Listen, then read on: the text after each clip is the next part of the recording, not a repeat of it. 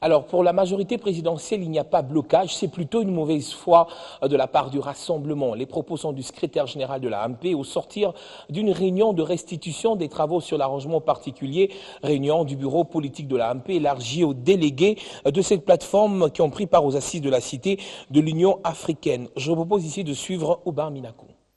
Pour nous, il n'y a pas blocage.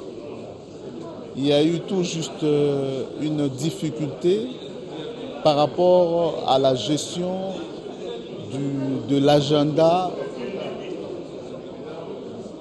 des membres de la CENCO qui devaient voyager pour Genève.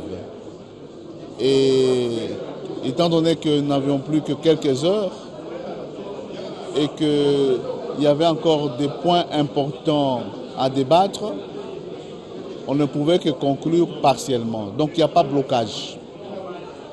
Deuxièmement, concernant le processus de nomination du Premier ministre, nous tenons à ce que l'esprit et la lettre de l'article 78 de la Constitution soient respectés, moyennant bien évidemment les aménagements trouvés à la suite de l'accord.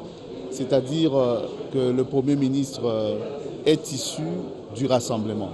En son temps, avant l'adoption de l'accord du 31 décembre, la majorité présidentielle souhaitait que le Rassemblement présente au président de la République une liste de 10 membres.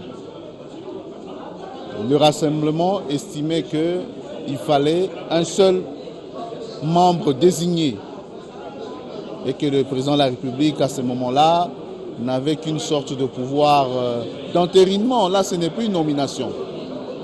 Devant les évêques, nous avions débattu et puisqu'il fallait conclure le 31 décembre, nous avions estimé qu'il fallait mettre le principe dans l'accord, quitte à ce que dans l'arrangement particulier, on puisse définir les modalités.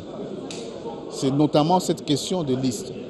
Et les évêques, en son temps, avaient suggéré que le Rassemblement puisse présenter une liste de 3 membres. Les amis du Rassemblement, suite à la suggestion des évêques, ils avaient sollicité un temps pour consulter les leurs et leur hiérarchie. Depuis lors, il n'y a pas de suite comme telle.